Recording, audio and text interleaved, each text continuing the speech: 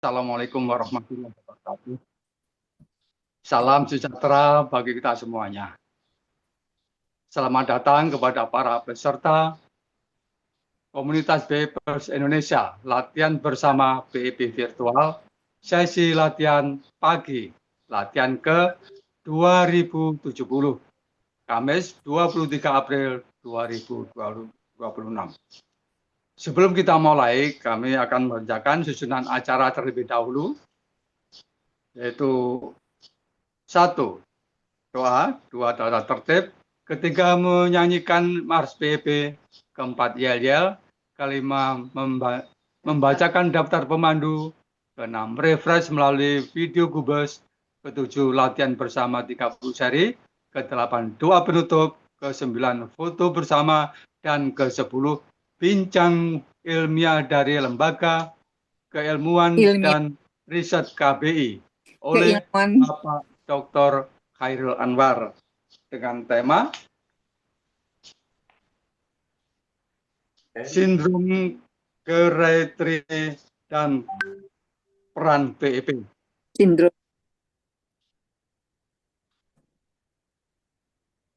Pertama-tama mari kita panjatkan puji syukur kehadirat Allah Subhanahu wa taala yang mana kita masih diberikan kesehatan, masih diberikan kesempatan untuk bersilaturahmi melalui Latber BEP ini.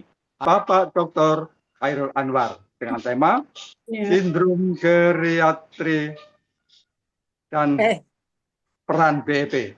Monggo silakan Pak, dilanjut Pak. Baik, terima kasih Pak Heri, Bu Seni, Bapak-bapak dan Ibu yang saya hormati. Assalamualaikum warahmatullahi wabarakatuh. Waalaikumsalam warahmatullahi wabarakatuh. Uh, saya mohon izin kepada Bapak-bapak dan Ibu-ibu senior, khususnya Pak Suparjo dan Bapak-bapak Ibu-ibu yang lain. Pada kesempatan ini kami akan menyampaikan dengan topik yang saya coba pakai, saya share sebentar.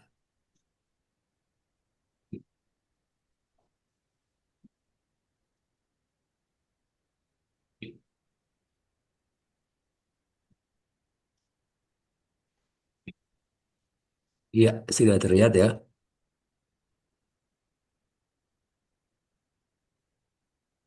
Baik, pada pagi hari ini kita akan membahas sedikit tentang mengenal sindrom geriatri. Geriatri dari Pak Heri ya, kaitannya dengan peran BEP.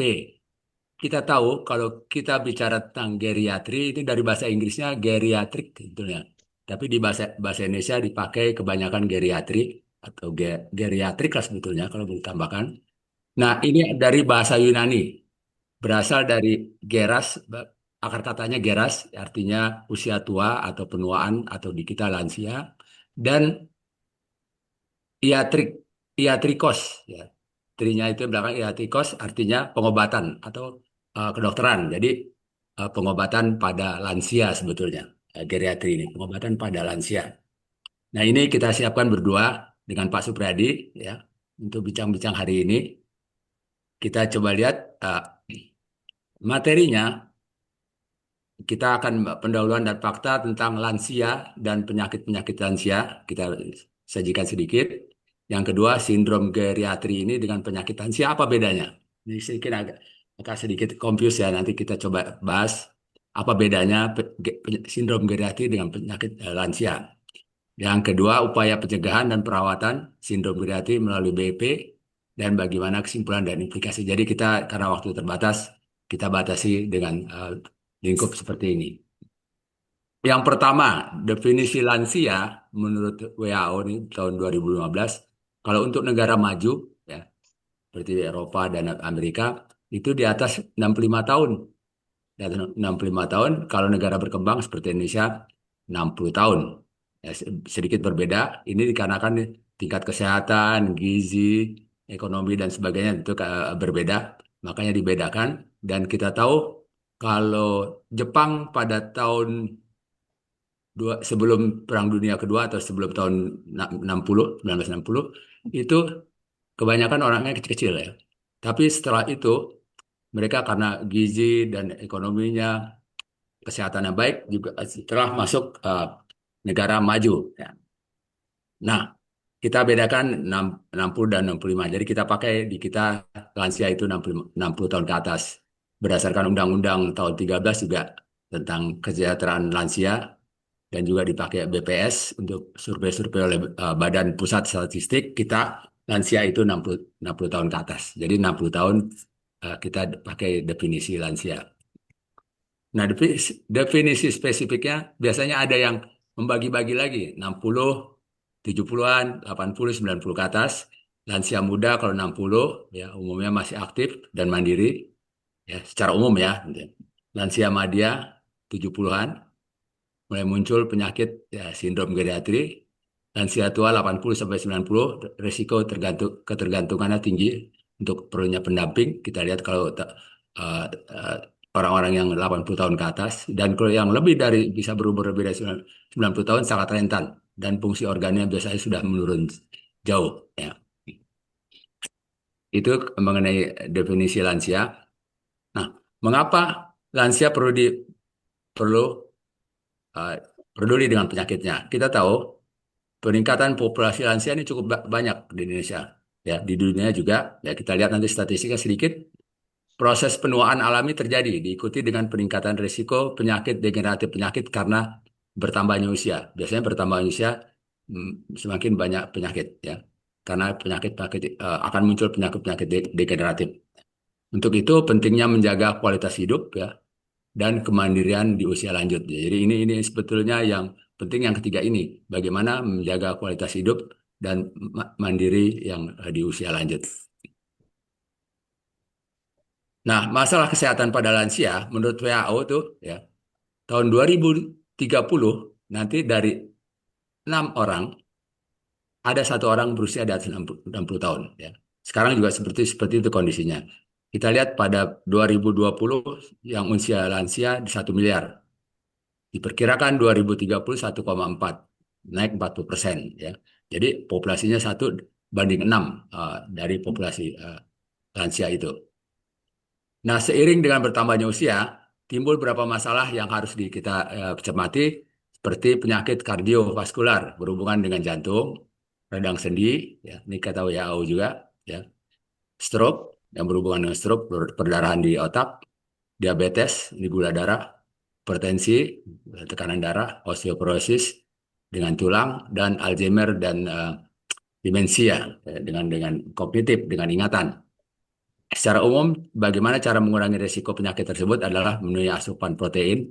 Untuk lansia tentunya lebih banyak protein, pola makannya, olahraga yang ringan tentunya, dan peregangan yang rutin, istirahat yang cukup, dan cukupi kebutuhan cairan tubuh, terutama air minum. Nah, kita lihat sekarang apa yang dimaksud dengan sindrom geriatri ya. Permasalahan kesehatan pada lansia tidak sederhana karena adanya sindrom ini, sindrom geriatri ya. Adalah kumpulan kondisi klinik, jadi kondisi kesehatan pada lansia merupakan interaksi ya yang kompleks, bisa kita katakan kompleks antara penuaan biologis ya karena penuaan, penyakit kronis dan faktor psikososial, faktor sosial dan lingkungan yang sehingga menurunkan fungsi dan kemandirian lansia ini menurut beberapa pakar-pakar tentang eh, definisi dari sindrom geriatri. Jadi merupakan kumpulan atau hasil interaksi dari penuaan, penyakit, dan faktor psikososial. Jadi kita bedakan sedikit antara sindrom geriatri dengan penyakit lansia. Nah, apa ya? Kenapa kita sindrom ini menjadi fokus? Karena sindrom geriatri ini ada yang disebut geriatric giant atau di sini disebut dengan 5E. Sindrom ini menyebabkan berapa fungsi-fungsi organ dari lansia itu tidak berfungsi. Sebetulnya ada yang sampai juga membilang sampai 14I, tapi kita coba yang banyak dipakai dengan 5I. Imobilitas, sulit bergerak. Jelas, semakin tua sulit bergerak. Penyebabnya banyak ini. Dari sendi, otot, stroke, takut jatuh, dan sebagainya. Yang kedua, instabilitas, gangguan keseimbangan, mudah jatuh. Ya, ya, karena penglihatan, obat, lantai licin, dan sebagainya. Yang ketiga, abstinensial. Ini agak susah. Dia tidak bisa menahan, terutama buang air kecil. Dan juga ada juga buang air besar, tapi kebanyakan yang buang air kecil. Ini juga suatu masalah yang sindrom ini. Yang keempat, impairment kognitif. Jadi berhubungan dengan kognitifnya, dengan daya ingat, gangguan daya ingat atau berpikir, mulai lupa, juga bisa sampai demensia. Ya. Yang kelima, iatrogenik. Ini masalah-masalah akibat obat. Jadi pemakaian obat yang berlebihan pada lansia juga memberikan efek samping, interaksi efek samping yang lebih berat. Jadi masalah bergerak, gangguan keseimbangan, tidak bisa menahan buang air kecil, gangguan kognitif, dan masalah pemakaian obat yang intensif. Ya. Kita kenal sebagai sindrom geriatrik. Ini menurut fungsinya.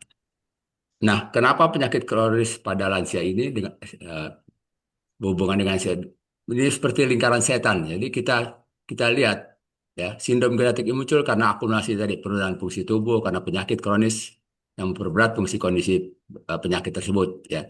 Penyakit lansia menyebabkan sindrom geriatrik, sindrom geriatrik juga memperburuk kondisi ya, lansia tersebut sehingga ini menjadi lingkaran seperti ini ya.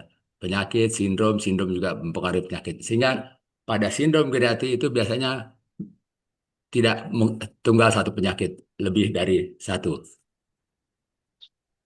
Kita lihat misalnya di sini, kelompok penyakit dan jenis penyakit ya. Misalnya penyakit yang berhubungan dengan neurologis dan kognitif, demensia, Parkinson, stroke dan sebagainya. Kalau sindromnya bisa muncul gangguan memori, ketergantungan, disorientasi yang dikenal dengan delirium, gangguan motorik juga jatuh ya.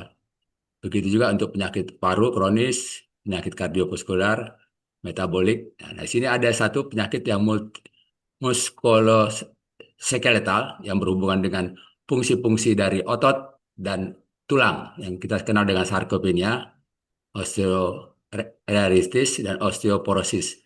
Ini gangguan sindromnya adalah penurunan kekuatan otot, nyeri kronis, dan fraktur dan patah dan sebagainya sehingga jadi disabilitas permanen. Jadi kita bisa bedakan penyakit yang kalau muncul pada orang-orang muda mungkin hanya penyakitnya konsen, tapi kalau orang tua kita gangguannya bisa kita melihat sindromnya dari penyakit tersebut. Ini ada berapa penyakit lagi ya, ginjal, gangguan nutrisi, ya juga bisa jadi sampai sarkopenia juga penurunan massa otot, nutrisinya kurang, sama massa ototnya kurang, ya dan sebagainya. Ya. Nah, jadi kalau kita lihat kombinasi penyebab dari sindrom geriatri ini adalah faktor biologis, faktor psikologis, faktor sosial dan lingkungan seperti tadi yang kita sudah lihat. Misalnya penuaan, penyakitnya banyak, multimorbiditas, penurunan fisiologis. Nah, untuk faktor fisiologinya depresi, gangguan ingatan, faktor sosialnya jelas banyak ini dengan lingkungan, isolasi sosial, lingkungan yang tidak aman seperti lantai licin, dukungan keluarga, dan sosial ekonomi lainnya. Kalau kita lihat irisan antara tiga ini, antara biologi, psikologi, dan sosial adalah mental health. Jadi sebetulnya kalau untuk lansia adalah penyakit berhubungan nanti dengan mental health. Jadi, sebetulnya penyakit fisik, biologi, tapi karena terkait dengan faktor-faktor yang lain, jadi penyakit yang juga berhubungan dengan mental. Nah, yang terakhir, mengatasi sindrom Geriatri dan peran BEP. Kita ambil satu contoh, ini kita ambil satu contoh aja, karena kita nanti mungkin akan mempresentasikan untuk contoh-contoh yang lain, penyakit-penyakit yang lain hubungan dengan lansia. Kita ambil contohnya untuk sindrom Geriatri yang pertama imobilitas tadi ya, tentang tidak mudah bergerak dan instabilitas keseimbangan ya. Contoh penyakitnya adalah sarkopenia. Sarkopenia tadi kita pengurangan massa otot ya, kekuatan dan massa otot. Nah, peran BEP bisa preventif ya dan promotif jadi yang sebelum dan bisa kuratif dan rehabilitatif ya. Jadi kita lihat peran kondisi sarkopenia ini dua sisi yang sebelum dan sesudah. Yang preventif dan promotif itu mencegah penurunan massa. Ini biasanya untuk yang belum berusia 50 atau 60, biasanya 60 ke bawah, ini bisa mencegah penurunan massa ototnya ya dengan melatih ya. Nah, yang kuratif ini menghentikan kondisi buruk dan memperbaiki kondisi akibat sarkopenia. Ini biasanya sudah 60 tahun ke atas atau 70 tahun ke atas. Ya. Kita bagi dua kondisi ini. Kita lihat bagaimana peran BEP untuk kondisi sarkopenia yang pra. Ya, jadi tentunya kita bagi ini berdasarkan pilar-pilar yang kita hubungkan dengan, misalnya pilar pertama hubungannya dengan pola pikir, ya, bahwa yang bersangkutan harus menyadari kesehatan otot itu adalah kunci kesehatan lansia. Jadi awareness dibangun. Ya. Yang kedua pola makannya, konsumsi protein, bahwa lansia perlu protein yang lebih lebih banyak dan vitamin D untuk membentukan eh, massa ototnya, untuk perbaikan dan pembentukan dan massa ototnya. Yang ketiga, latihan kita seperti biasa, ya. Latihan standing ini seperti yang dilakukan tadi oleh Bu Diani, dilakukan dengan paling tidak minimal 3 sampai 5 kali seminggu, ya. Latihan dengan posisi standing secara bertahap, bisa dilakukan secara bertahap, belum dengan squat atau dengan squat dengan pakai bangku squat tapi tidak langsung jongkoknya 90 derajat dan seterusnya, ya. Itu kalau yang dilakukan dengan untuk kondisi-kondisi yang pra-sarkopenia. Kalau yang sarkopenia sudah terjadi biasanya pada umur 60 tahun, 70 tahun ke atas, ya dia kuratif dan rehabilitatif. Sama hampir sama, pola pikirnya juga harus positif, kondisi dapat diperbaiki. Jadi kita berpikir positif bahwa kondisi ini sarkopenia bisa diperbaiki. Tidak ada kata terlambat untuk sarkopenia ini. Pada waktu orang-orang sudah berumur 60, 70, 80, tetap bisa dilakukan olahraga yang berhubungan bisa membantu menggerakkan otot, terutama otot kaki. Ya. Pilar kedua tentunya pola makan, sama juga konsumsi protein dan vitamin D yang cukup. Nah, pilar yang ketiga untuk latihannya 3 kali atau 5 kali seminggu. Intensitasnya tentunya cukup. Latih otot dengan posisi standing yang lebih intensif, ya. Mungkin bisa dilatih dengan agak lebih sesuai dengan kemampuan yang bersangkutan. Jadi secara umum sarkopenia contoh satu penyakit eh, orang tua ini bisa dilakukan dengan BEP, ya.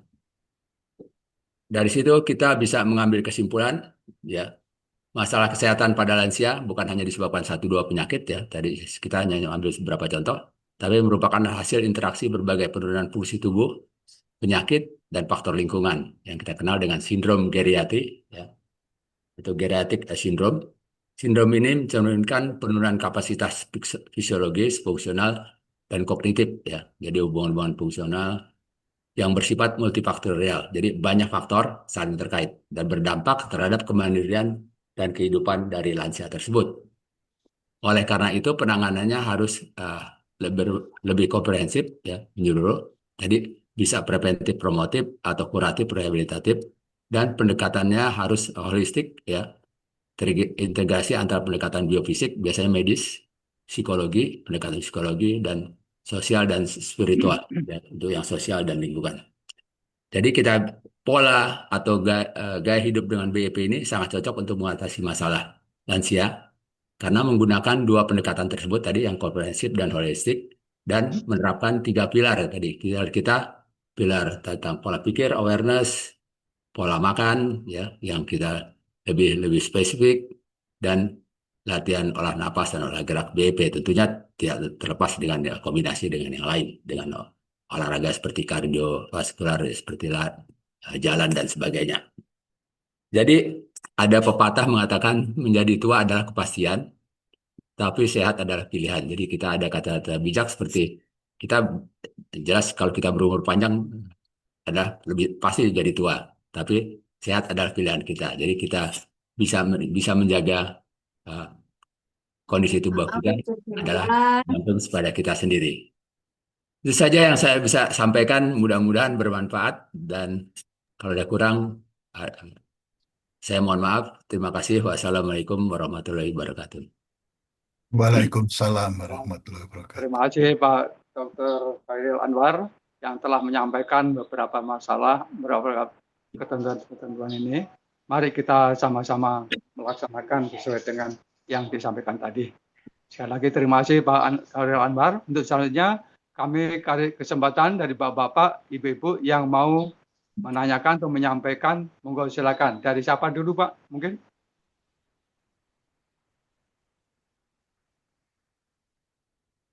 Mungkin Pak Padjo mau dulu? Iya, karena belum ada ya, saya mancing aja lah. Oke, silakan Pak. Monggo. Bicara masalah geriatri, ya saya mohon izin mewakili karena diawali dengan apa nada berseloroh lah, nada sendaguro dari Dr. Usman ya.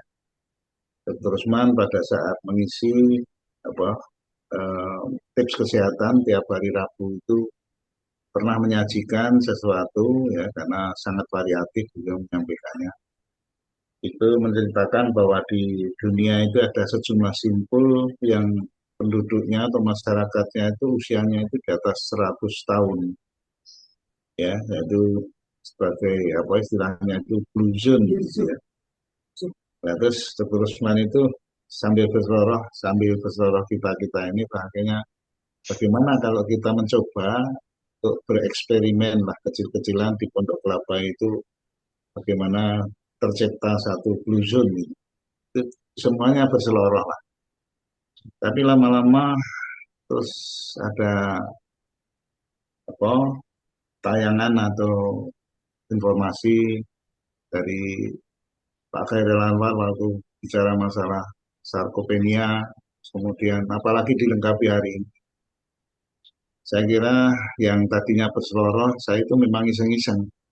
Yang usianya di atas 80, berapa banyak sih? Di luar dugaan, Pak.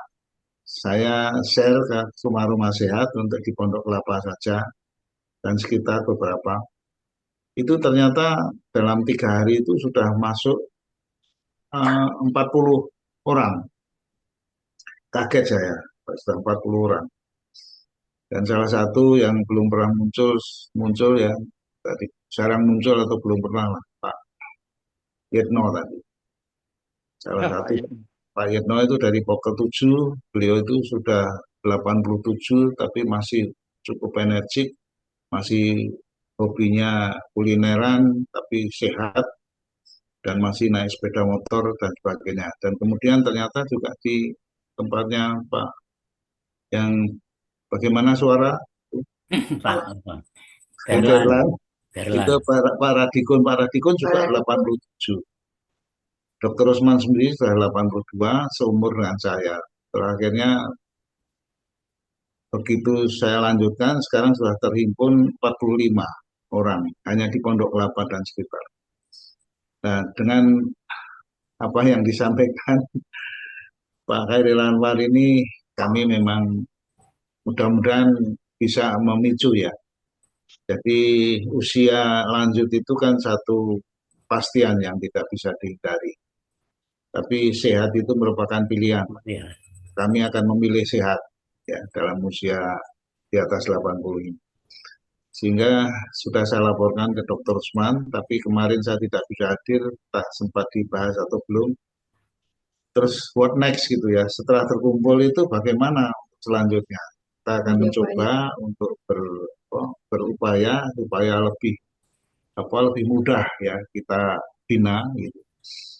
Dan saya iseng-iseng tanya AI apakah sudah ada sih komunitas yang usia di atas 80 sehingga nanti kita bisa menyontek atau bergabung dengan komunitas itu. Tapi ternyata belum ada. Kalau usia lanjut banyak itu. Jadi komunitas mengenai usia lanjut itu banyak. Tapi yang khusus di atas 80 ada. Sehingga kami bukan apa-apa, cuman kami akan berusaha bagaimana lebih khusus kita perhatikan bagi teman-teman yang usia lanjut di atas 80 mendapatkan perhatian. Dan kami terima kasih tadi informasinya, walaupun memang ibaratnya lagi masuk di wilayah ini, tapi cukup informatif dan memicu kami dan teman-teman. Dan mungkin langkah pertama kami akan mencoba bersilaturahmi antar yang usia 80 sambil nanti kita brainstorming lah untuk ngapain kita setelah kumpul usia 80. Dan yang paling sepuh itu adalah usianya 94 tahun. Wes. Dan tanggal 20 April kemarin merayakan ulang tahun yang ke-94, dan beliau dari segi Fisik. fisik memang seperti yang disampaikan Pak Khairil Anwar itu, dari segi fisik itu apa boleh buat lah, memang tidak terlalu mudah untuk bisa mempertahankan secara optimal. Beliau bergabung dengan PIP itu sejak 2016, jadi 10 tahun yang lalu, dan beliau rajin ber-PIP. Sekarang usia 94, namun beliau sudah Fisik. KKN lah, kan KKN itu kanan kiri nuntun gitu ya sekarang. Kemarin Tapi kita rayakan, tapi pemikirannya masih, memori. saya katakan mendekati 100%, memorinya masih sangat kuat sekali, baik masa-masa lalu, masa-masa yang dijalani dan sebagainya. Salah satu contoh kecil, beliau akan memberi hadiah kami, himpunan Asmaul Husna, dikasih foto beliau sampai usianya. Jadi ada Asmaul Husna dihimpun, buku kecil itu, terus dikasih foto beliau sambil menyebut 94 tahun gitu. Dicari nggak ketemu. Loh, kok nggak ketemu gitu. Terus pengawalnya coba cari sana, nggak ketemu juga. Terus akhirnya beliau masuk kamarnya. Oh iya, saya ingat di tas saya itu. Nah, di tasnya itu tas colak itu, dan itu ada ada kodenya. Jadi beliau sendiri ngasih kode, loh masih apa kode ya, dibuka itu. Ini bukan merespon salah langsung, tapi saya juga bercerita aja apa yang kami alami baru saja. Jadi kami muncul ide untuk menghimpun 80 tahun juga baru 10 hari yang lalu lah kurang lebih. Jadi mudah-mudahan iseng-iseng kami itu mungkin ada manfaatnya bagaimana kita, khususnya Pak Pondok Kelapa dan kita, dan khususnya kami Jakarta Timur mungkin, dan mudah-mudahan akan meluas, bagaimana kita melalui PIP ini akan bisa dimanfaatkan untuk bagaimana mencegah terjadinya penurunan kesehatan yang menghambat, paling tidak menghambat terjadinya kesehatan, dengan apa yang tadi telah disampaikan oleh Pak Karina. Saya kira saya memancing aja, ini waktu masih setengah jam, silakan aja teman-teman untuk bisa memberikan masukan atau dan sebagainya. Terima kasih. Assalamualaikum warahmatullahi wabarakatuh. Waalaikumsalam. Salam. Sebelum Terima itu kasih, Pak Pak Edi, boleh Dio. dulu sedikit saya Pak? Sedikit Pak Dio, saya surprise juga teman dari lingkungan Pokel aja ada 40 yang di atas 45 ya, yang di atas 80 tahun. Karena kalau yang di Bogor nih, BP yang di Bogor ada 10 rumah sehat. Saya melihat nggak terlalu banyak, nggak akan sebanyak itu Pak. Walaupun kita mungkin anggotanya ada sekitar 600, mungkin yang saya tahu pelatih ada satu yang di atas 80. Surprise juga. Yang kedua, saya pikir kalau itu dari kumpulan yang dari 45 tadi ada ini bisa merekod tentang pengalaman BP-nya Pak. Pengalaman BP bisa direkod. Misalnya ada yang 5 tahun, ada yang 10 tahun, ada yang sudah 15 tahun. Ya. Nah, seperti apa polanya record tentang BP terhadap teman-teman yang di atas 80 tahun, pengalaman-pengalaman BP-nya. Seperti kalau geriatri itu kan ada screeningnya, screening kesehatan biasanya kondisi nutrisinya, uh, untuk gerak, Saya ingatnya. dan yang lainnya juga. Jadi kita screening khusus screening BP-nya lah, pengalaman BP-nya dari teman-teman yang sudah 80 tahun. Itu saja Pak. Terima kasih. Ya, baik. Terima kasih Pak Khairil. Alhamdulillah ada LKR. Ya, terima kasih Bapak-Bapak. Baik. Tadi saya mau menambahkan sedikit, hanya sekedar mengingatkan kembali himbauan dari Bapak Khairil tadi, usahakan kita latber itu 5 kali, minimal 3 atau 5 kali dalam seminggu. Nah itu sangat ini lagi. Insya Allah di Pokal 7 sudah kami lakukan, mudah-mudahan di tempat lainnya juga begitu. Mungkin dari teman-teman lainnya akan mau menyampaikan, monggo silakan.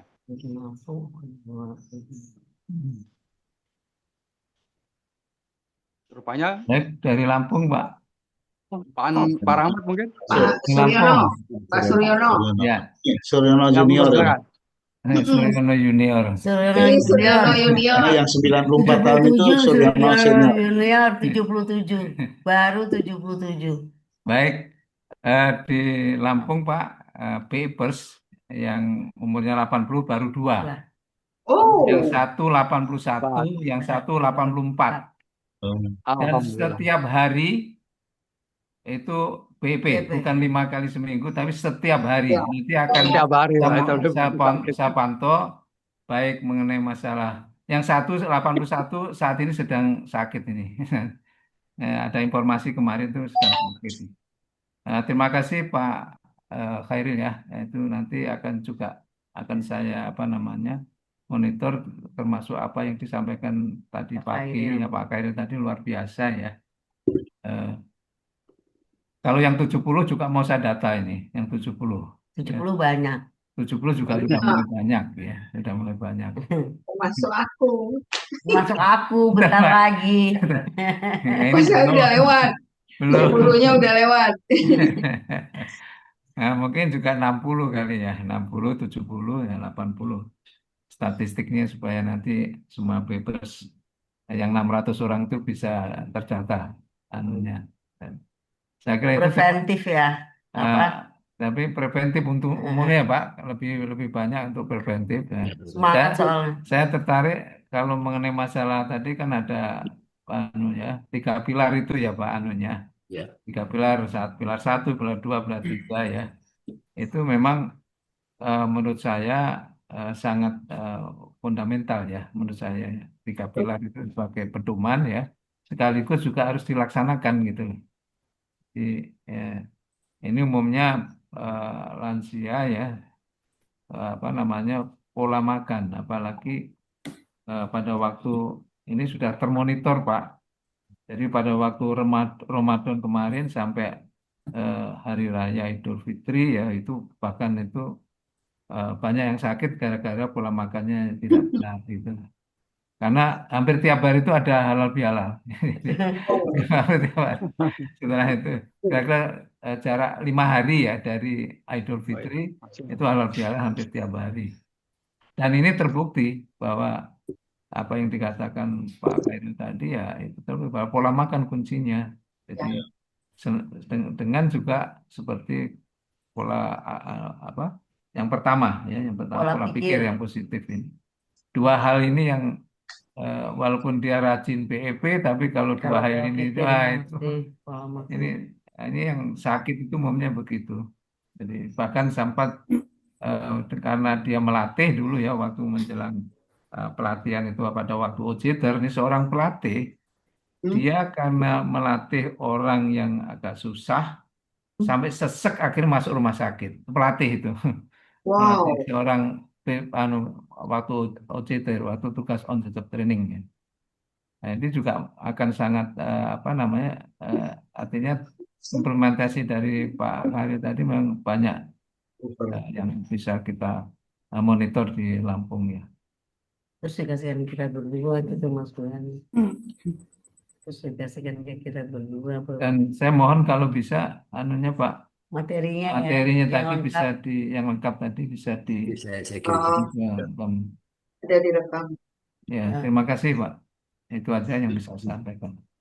Masih monggo Pak Khairil ada di Ya sedikit saja Pak Heri. Ya. Mungkin terima kasih Pak Sur. Biasanya kita yang lupa nih kalau untuk yang 60 tahun ke atas yang lupa awareness tadi bahwa perlu penguatan otot kaki tentang sarkopenia itu. Kadang-kadang kesadaran itu tidak tumbuh. Kedua, tentang pola makan itu ya, kita katakanlah latihan BEP, berdiri dengan squat dan sebagainya. Kalau tidak diikuti dengan pola makan yang terutama ini hubungan dengan proteinnya dan vitamin D terutama. Vitamin D ya. Nah, untuk mempertahankan dan membentuk otot dan juga tentunya sekaligus tulang ya. Itu perlu Ya. Informasi maaf Pak Khairil. 2 orang yang tadi 80 itu hobinya juga jogging. Tenis dua-duanya masih Ada yang tenis. Ada yang tenis tuh. Tenis. Ini sudah saya Tenis jangan tenis sudah harus ditinggalkan. Dua-duanya petenis tuh ya. Tenis lapangan itu masih itu. 10. Dulunya apa sekarang, Pak? Olahraga Sampai berat sekarang. Sampai lansia. sekarang Oh, itu sampai masih sekarang. Dia demi bestian satu grup itu. Oh, luar biasa. Iya, jadi satu Harus minggu hati-hati. walaupun dua 2 kali kali, dua seminggu 2 kali kali. Pak. Terus saya ingatkan berkali-kali enggak usah lah, itu ditinggalkan dulu aja Pak, tenis lapangan. Dia bilang untuk silaturahmi aja. Apa? Saya malah Oke, belum mungkin saya ngecek di kasih lapangannya seperti apa, kesempatan lagi pemain mungkin bener Ibu atau Evi. enggak. Bu Evi mau menyampaikan, Bu Evi. Terima kasih. Ya, Monggo silakan. terima kasih Pak Hairil ya. Ini mungkin bagi saya sangat tidak terlambat jadinya ya. Karena dari Bapak Ibu yang usianya di atas 60 yang tadi sampaikan masuk dalam kategori lansia, itu masih saya belum masuk tuh. Saya belum Oh, masuk. Jadi masih remaja. alhamdulillah pemahaman mengenai kesehatan dan penyadaran diri terhadap pengenalan diri sendiri itu akhirnya dipulih kembali ya posisinya oleh LKR, sehingga kita ini sebagian besar yang memang sudah berusia masuk dalam kategori lansia itu bisa menyadari itu adalah proses penuaan ya. Jadi bukan menjadi solusi bahwa apabila terjadi penurunan solusinya adalah obat gitu loh. Padahal itu adalah penurunan yang secara manusiawi memang kita makin menurun secara kognitif tadi atau secara otot segala macam. Jadi penyadaran ini sangat-sangat memberikan pencerahan buat kita ya, khususnya saya sendiri, bahwa kalau kita tidak menjaga dari awal, dari sekarang ini, siapa lagi yang menjaga? Bukan orang lain, tapi kita diri sendiri. Alhamdulillah kita dikenalkan oleh BEP yang demikian komprehensif, baik dalam hal pengenalan terhadap fungsi tubuh kita sendiri maupun kepada faktor lain, dalam hal ini adalah pola pikir positif dan pola makan yang lebih baik. Ya mungkin selama ini, selama hidup kita waktu dari saya kecil itu tidak kita perhatikan ya, kita abaikan. Ternyata sekarang kita panennya tuh banyak penyakit, berbagai segala macam. Alhamdulillah sih suatu hal yang anugerah yang kita mengenal BEP dan mengenal orang-orang hebat sekarang ini yang menularkan nilai-nilai positif yang membuat kita kembali terus menjaga diri untuk menjadi lebih kita produktif dan pastinya kita bahagia. Terima kasih Pak Hairil, terima kasih buat semuanya. Ya, terima kasih Mbak Evi. Kalau ditanggapi. Kembali, jadi tidak ada kata terlambat untuk lansia ya. Apa kita melatih kita atau juga kesadaran kita, tidak ada kata terlambat untuk itu. Ya. Izin boleh? Oh, Bu Dini, Dokter Dini. Oh, ada dokter ini. Nah, ada dok. Kalau ada dokter ini, monggo silakan Dok. Mau menyampaikan, masih ada waktu. Warahmatullahi wabarakatuh. Waalaikumsalam. Saya jadi ingat ketika di RSPAD juga pernah merayakan Hari Lansia Indonesia. Jadi itu di Indonesia sudah ada sejak tahun 1996, tepatnya 29 Mei. Itu Hari Lansia Indonesia. Dan untuk Hari Lansia Dunia adalah 1 Oktober. Jadi mereka itu berkumpul orang-orang lansia di atas 60 tahun. Kebetulan saya masuk dalam kelompok lansia ini yang berhimpun di Bintaro usia 60 sampai 92 tahun. Mereka suka nyanyi, suka dansa, dan menerima ilmu-ilmu pengetahuan tentang kesehatan. Dan juga suka melakukan suatu aktivitas yaitu berkebun dan merajut. Jadi mereka melakukan ini. Dan kemudian yang patut juga diketahui, tadi saya tergelitik dengan menjadi tua adalah kepastian, tetap sehat adalah pilihan. Jadi semua ini adalah termasuk bapak-bapak, ibu-ibu yang hadir di sini, silahkan memilih untuk sehat pada yang mana yang pas untuk diri sendiri. Seperti kita menjahit baju, kita bukan ada SML, tapi adalah dari tailor, dari tukang jahit yang mendesain baju kita. Jadi mana yang pas. Jadi kita jangan lupa punya hari kesehatan lansia Boleh. Tanggal berapa, Bu? 29 Mei. Dan 29 Mei. gagas ketika masa era Presiden Soeharto tahun 1996. Bisa bikin event tuh. Nah, Khusus Bisa itu. Hari lansia. keren. BEP. Ada Nanti 40 bulan tuh di depan foto. kita rayakan Ada ya 40 Bu di Dewi foto. ya. Bulan Mei kan bulan depan 29 Mei Pak Hairil. Hari Pemandunya lansia. Pas lansia lagi semua. Ayo Bu Petra tuh, Dokter. Capola. Ya, benar. Pemandunya lansia semua, keren tuh. Nah, Harus harus diingat-ingat itu 29 Mei 9 Mei. kita rayakan Hari Lansia. 29 Mei. Jadi udah 30 tahun ya kita punya Hari Lansia Indonesia. Berapa, Bu? Besok? 30. Bu, 30. Berapa? 30. Ulang tahun ke-30. 30 ya. momen tuh momen. Jadi mungkin para lansia di sini kan rajin berlatih olah napas, olah gerak yang selalu dilakukan setiap pagi maupun sore. Dengan 3 gerakan sederhana ini bisa untuk melatih berpikir harmonis, kemudian jadwal dari jam makan, yaitu konsumsi jumlah yang dimakan, serta jadwalnya.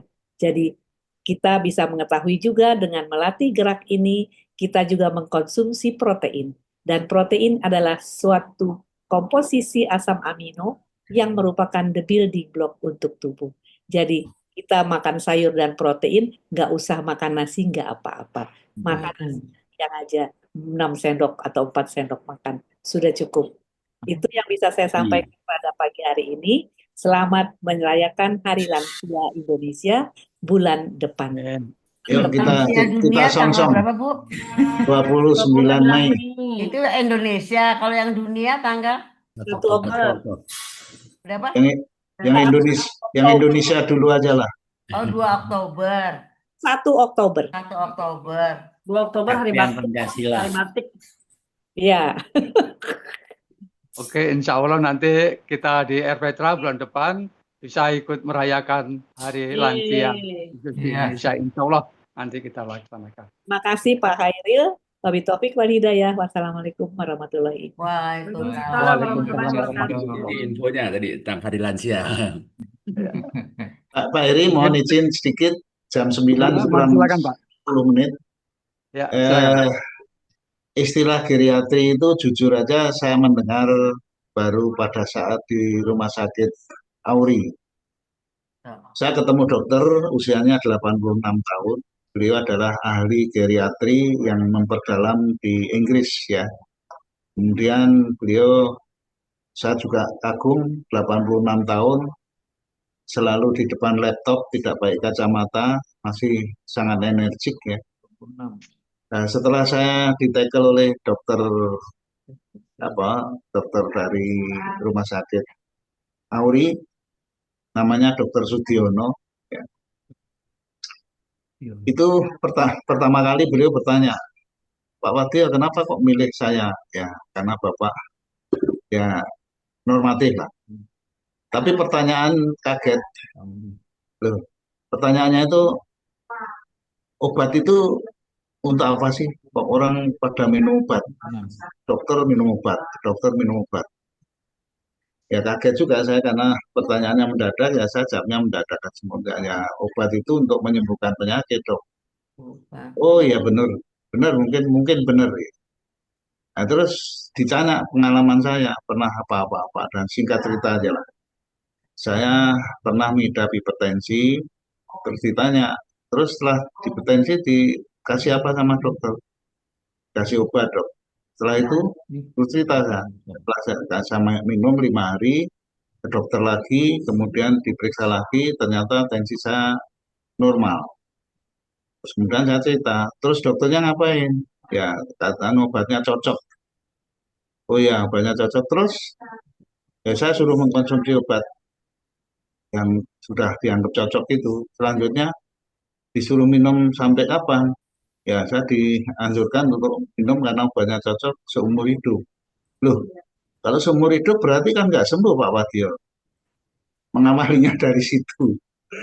Terus akhirnya saya shortcut aja, beliau mengatakan bahwa penyakit yang tidak menular atau obat itu pertama obat itu hanya dikonsumsi bagi orang yang tidak bisa disembuhkan selain obat. Karena penyembuhan itu bukan hanya obat. Selama penyembuhan itu bisa dilakukan selain obat, ya nggak usah ngapain kita minum obat. Pertama kali mengatakan gitu. Dan penyakit-penyakit tidak menular itu pada umumnya tidak perlu obat. Ya, tidak perlu obat. Terus akhirnya saya dicek obat saya ini, dan terakhir saya diberhentikan pelan-pelan, tidak sekaligus. Saya dulu mengkonsumsi obat penurun tensi, penurun apa namanya kolesterol, obat asam urat, obat dan sebagainya itu kan obat penyakit-penyakit tidak menular. Akhirnya dikontrol oleh beliau dan saya pelan-pelan juga memberhentikan obat-obat tadi dan ternyata betul setelah dicek laboratorium loh kok normal, kok normal, kok normal. Dan sampai sekarang juga demikian sehingga obat yang saya konsumsi saat ini masih 2 dan mungkin satu ketika ya saya tidak pernah menghentikan sendiri yang menghentikan semua dokter. Yang 2 itu adalah satu tensi, saya mengkonsumsi obat tensi kandisartan yang 8 mili. Terus kemudian yang kedua saya mengkonsumsi metformin yang berapa mili, yang paling rendah. Hanya tinggal itu. Semua obat diberhentikan oleh dokter dan ternyata hasil lab saya relatif ya stabil dan tidak ada bintang lampu. Jadi oleh karena itu mungkin ini nanti satu ketika ini ada agak cocok dengan apa yang dimaksud oleh Dr. Dini sebagai functional medicine. Nah, ini nanti karena waktunya tinggal 5 menit ya saya menginformasikan ini aja sebagai masukan. Terima kasih. Assalamualaikum warahmatullahi wabarakatuh. Alhamdulillah. Terima kasih. Masih ada 5 menit. Ada yang mau menyampaikan? Kalau nggak ada, mari kita tutup sama-sama. Sekali lagi terima kasih Bapak Dr. Khairul Anwar. Semua pemaparannya insya Allah akan sangat bermanfaat buat kita semuanya. Begitu juga dari Dr. Dini, insya Allah kita akan melaksanakan sesuai dengan ketentuan. Oke, mari kita tutup dengan menghitung 5 ke 5, 4, 3, 2, 1.